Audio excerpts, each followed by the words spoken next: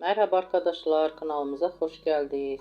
Bugün sizler için iki harika oyuncumuz Neslihan Atagül ve Burak Özçivit'ten güzel ve yeni paylaşımlar sizler için hazırladık. Onlar Kara Sevda dizisinde birlikte rol almış ve herkes tarafından çok beğenilmiştir.